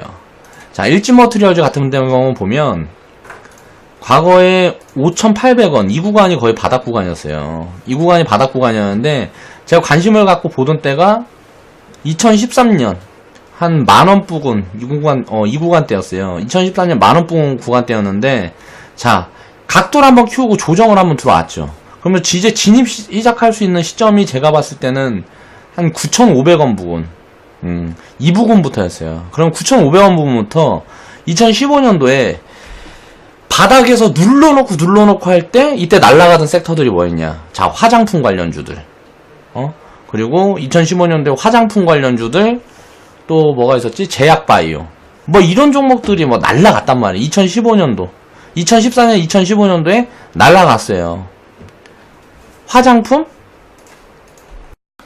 2014 2015 화장품 그리고 무슨 제약바이오 이 종목들이 대장주였고 이것들이 이제 시장을 만들어가면서 이제 완전히 뭐 급등을 연출했단 말이에요. 그때 화장품 제약바이오에 물린 사람들은 지금 다 죽어 있을 거 아니에요. 30% 50% 심하게는 70% 80%까지 손실 구간이란 말이에요. 30%에서 70% 손실 구간이다. 시세가 터진 구간에서는 절대 들어가는 게 아니에요. 지금은 어때요? 이거랑 비교를 해보면 이때 바닥을 찍고 몇 배 갔어요? 900% 1000% 나오잖아요. 지금 1000%를 향해서 지금 달려가고 있잖아요. 이게 언제 끝날 것 같아? 언제 끝날지 알 수 없어요. 2000% 갈지 5000% 갈지 어떻게 알아? 이렇게 되는 거예요. 그때 당시에 대장주와 바닥주를 생각을 해보라고. 일진머티리얼즈 말고 또 뭐 있어? 뭐 코스모신 소재? 이거는 이제 상승 시작하는 거네. 2014년, 2015년 자 바닥만 들어가고 바닥에서 이제 상승 시작하는 거죠. 이거는 500%밖에 안 갔어요. 바닥에서 500%밖에 안 갔다고. 그쵸? 이때 화장품 뭐 관련주 때 지금 2차전지 전기차 관련주들은 다 바닥이었어요. 이때 우리가 투자를 했다면 이런 종목들 가지고 보유를 하고 있었어야지. 그리고 2016년부터 자 보세요. 대장주가 나오면 다음 대장주들은 항상 이렇게 소외됩니다. IT 우리가 지금 대장주 중에 삼성전자 볼까요? 자 삼성전자 보면 2014, 15년 보자고. 2014, 15년 이때 바닥 만들어 놓은 거예요. 그리고 가잖아. 그리고 100%, 200%. SK 하이닉스. 2014년, 2015년. 이거는 이때, 그러니까 2015년에서 16년, 이때 바닥을 만들어 갔네요. SK 하이닉스는. 지금 대장주들이, 과거의 대장주들이 흥할 때는, 지금 대장주들은 바닥을 기고 있었다고요. 그럼 지금 바닥을 기고 있는 그런 기업들을 찾아야 된다는 거지. 지금 왜 이렇게 꼭대기에 있는 이 하이닉스, 무슨 뭐 삼성전자, 일진머티리얼즈, 뭐 이런 종목들이 지금 보면은 대장주잖아요.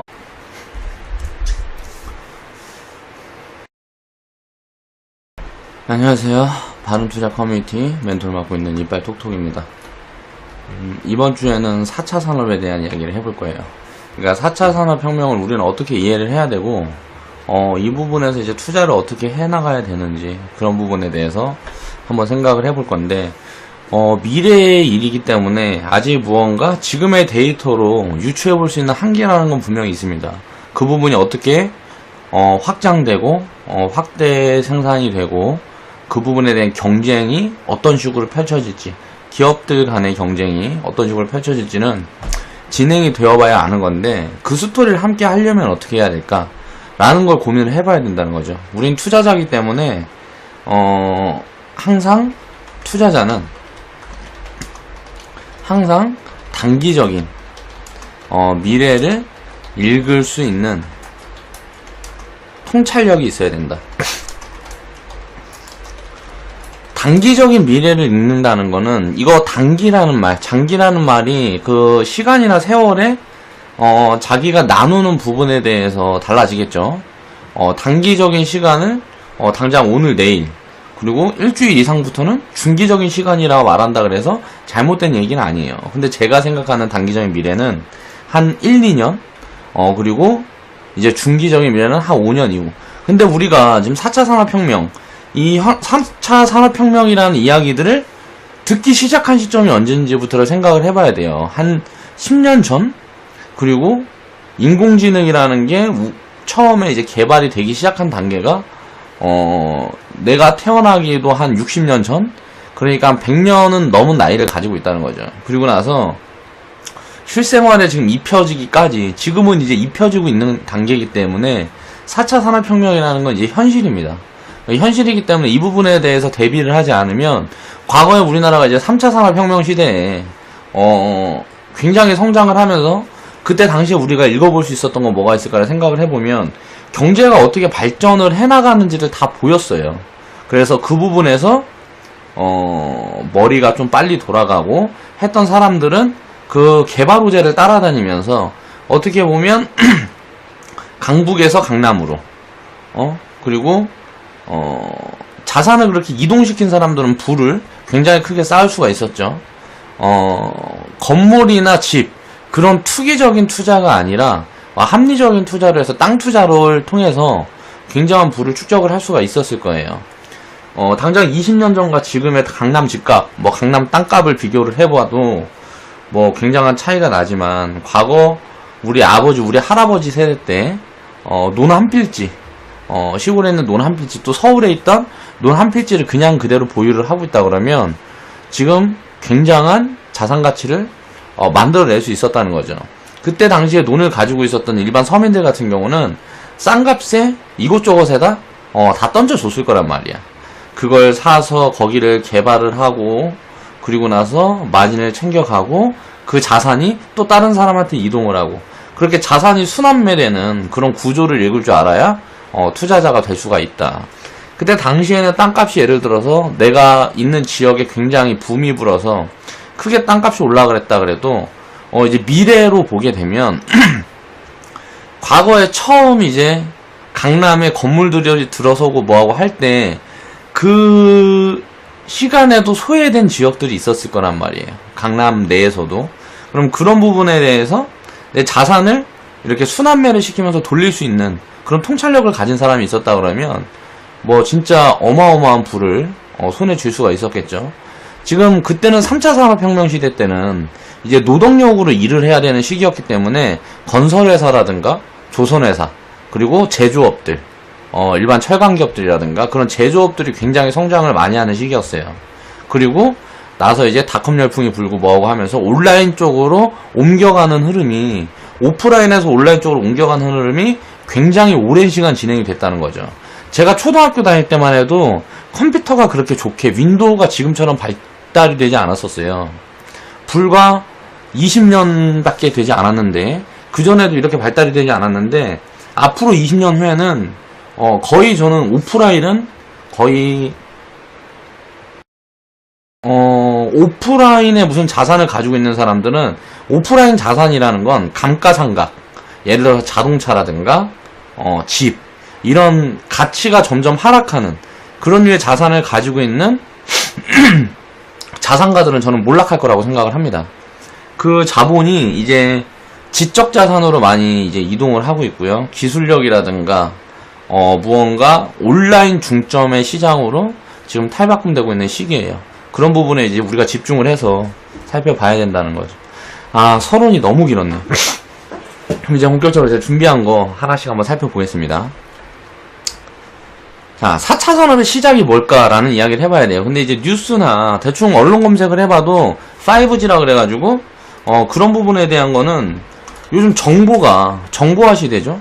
조금만 쳐보면, 조금만 내가 관심을 가지면 엄청 많은 정보를 알 수가 있습니다. 근데 중요한 건 그 정보 중에 이제 진짜 정보와 가짜 정보가 존재해요. 그런 부분들을 포착을 할 수가 있어야 된다는 거죠. 지금 이제 4차 산업의 시작이 5G인데 이게 어떻게 진행이 될지를 공부를 해봐야 된다는 거예요. 우린 투자자니까 투자를 하기 위해서 돈을 장기적으로 벌기 위해서는 공부가 필요해요. 그런 부분에 대해서 이제 살펴볼 거예요. 자, 4차 산업은 지금 전 세계 경제의 가장 큰 모멘텀입니다.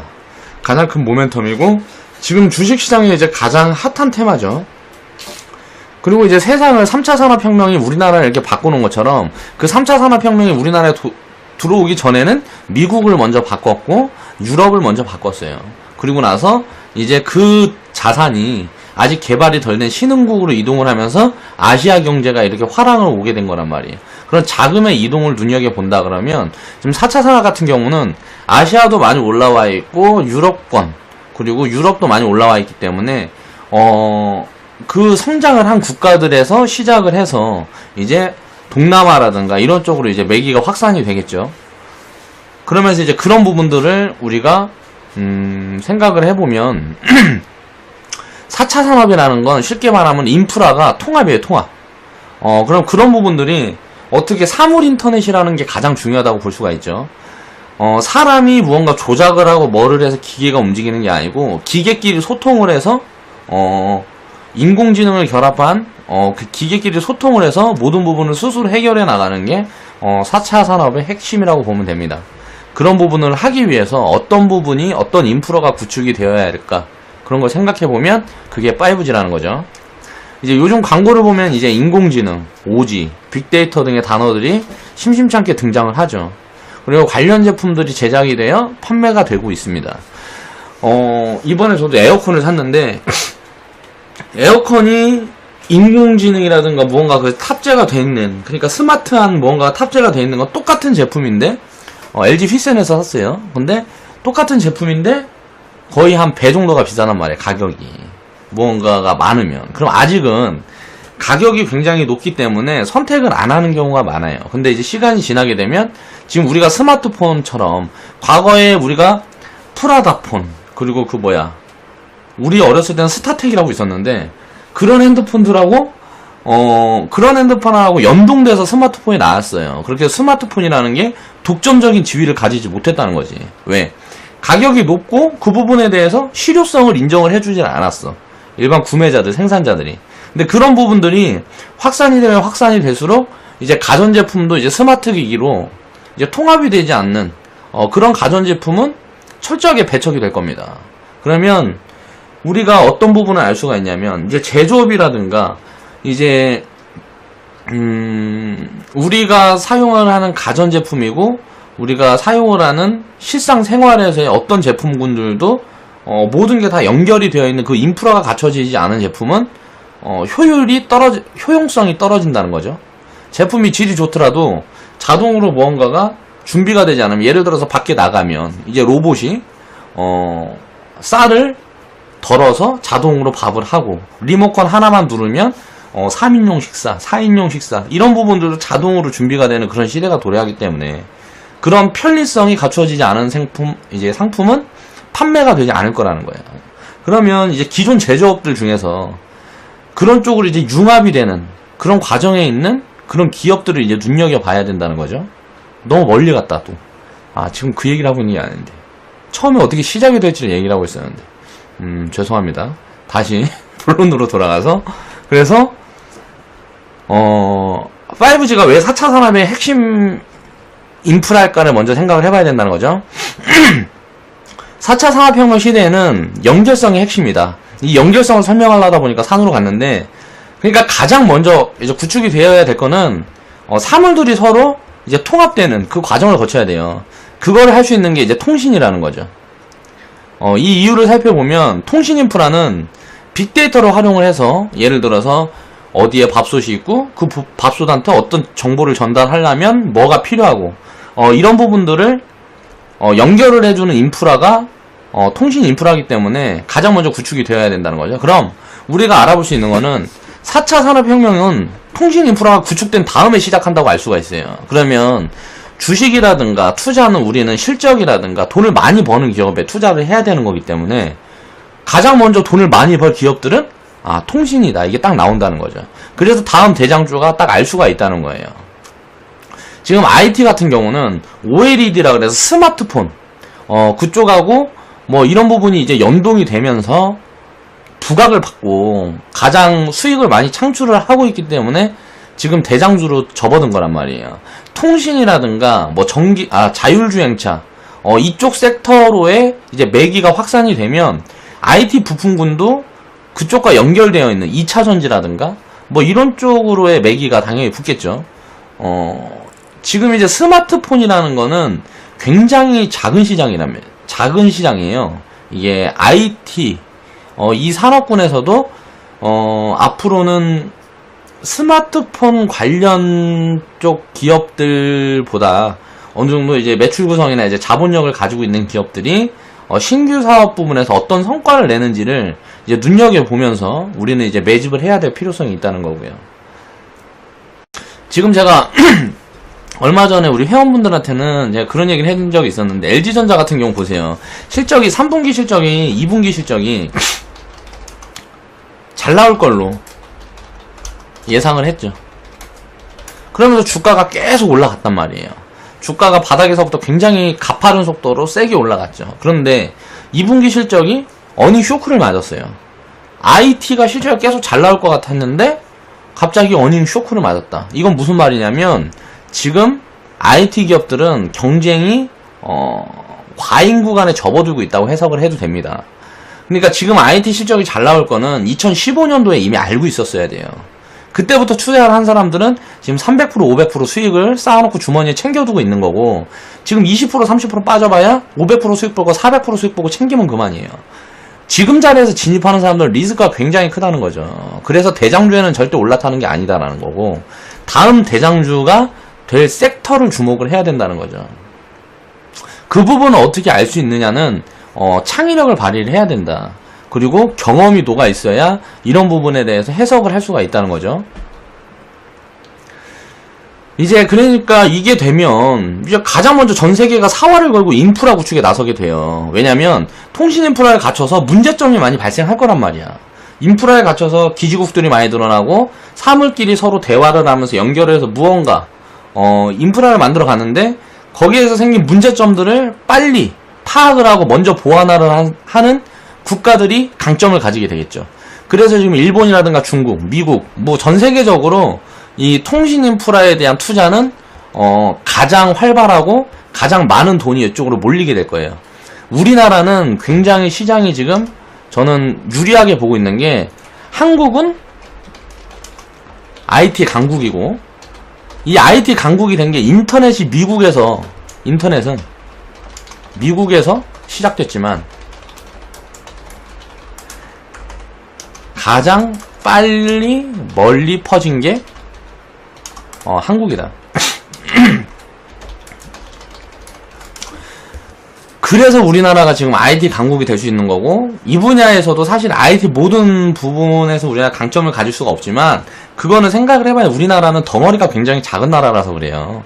인구가 뭐 6천만 밖에 되지 않고 뭐 미국이나 중국이랑 인구 대비해서 비교를 해보면 굉장히 작은 나라죠. 그렇기 때문에 우리나라는 이 IT 하나만 제대로 잡고 있어도 지금 먹고 살 수가 있는 거예요. 삼성전자, 지금 보면 SK 하이닉스 이런 IT 기업들이 우리나라 시가총액의 30% 이상을 차지합니다. IT 기업들을 전부 합치면 우리나라 시가총액의 40% 이상을 차지한다는 거는 우리나라 산업군, 우리나라 절반을 IT, 그 중에서도 메모리 반도체, 그쪽 하나만 가지고 우리나라 국민들 절반이 먹고 산다는 소리예요.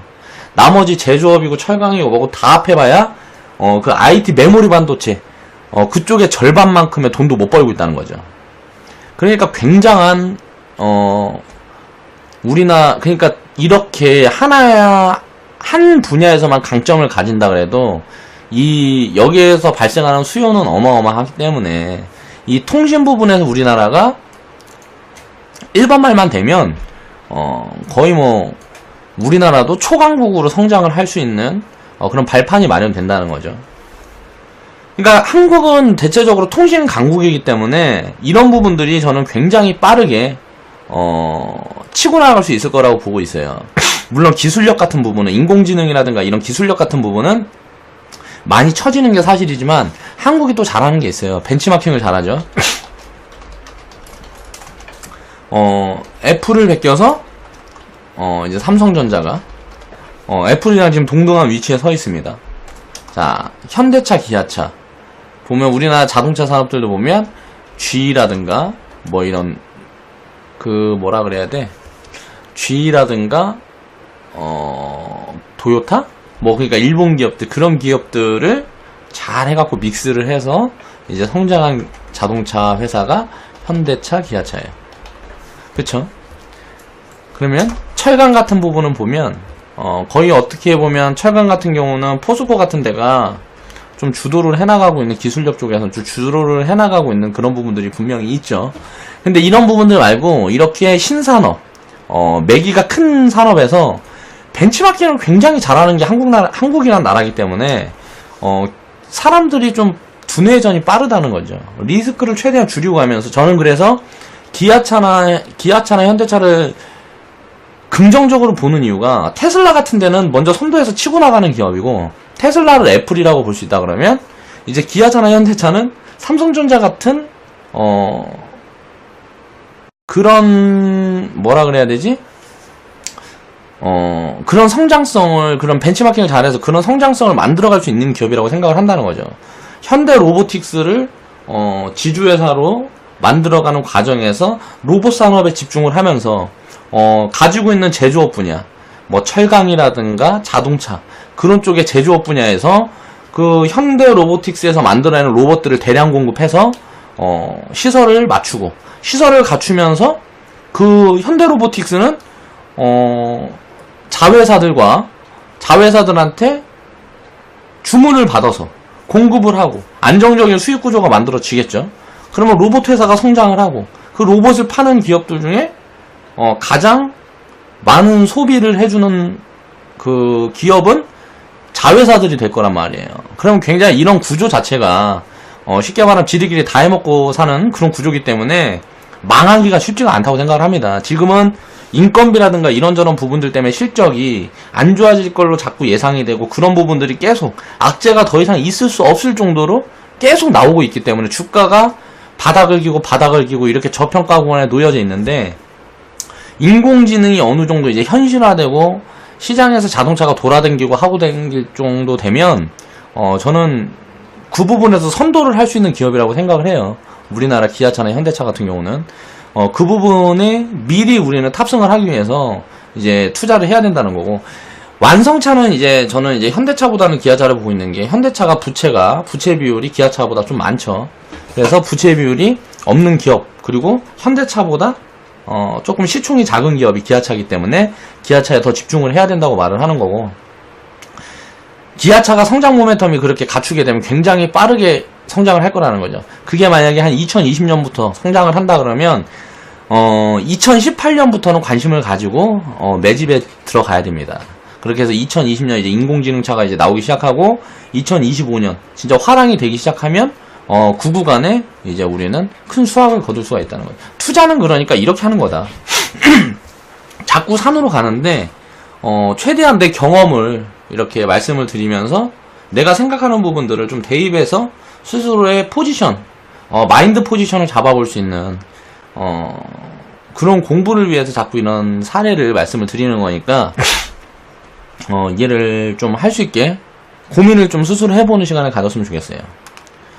그렇게 해서 통신 인프라는 쉽게 얘기를 하면 그러니까 빅데이터를 활용을 해서 사물들을 하나로 묶어주는 그 연결해주는 핵심 인프라다. 그게 중요한 거고 그렇기 때문에 통신 인프라가 가장 먼저 대기업들이 이제 쏟아내기 시작할 거예요.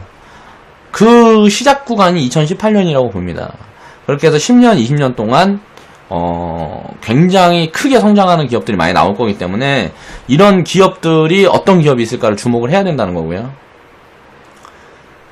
그리고 전 세계에서 가장 많이 투자를 하고 가장 큰 돈이 몰릴 곳이 이제 통신 인프라 쪽이기 때문에 건설 부분들보다도 더 큰 자금이 이쪽으로 들어오게 될 거예요. 그러니까 그런 부분들이 어떻게 진행이 되는지 우리는 지금부터 이제 스토리를 하나씩 관심을 계속 가지고 투자를 하면서 지켜보면서 계속 대응을 해야 된다는 거죠. 자, 통신 관련 기업은 이제 얼마나 성장을 할까 한번 생각을 해보자고요. 자, 도대체 얼마나 성장을 할 수 있을까? 생각을 해봤을 때 성장성이 얼마라고 점칠 수 없을 정도로 크다라고 볼 수 있다는 거죠.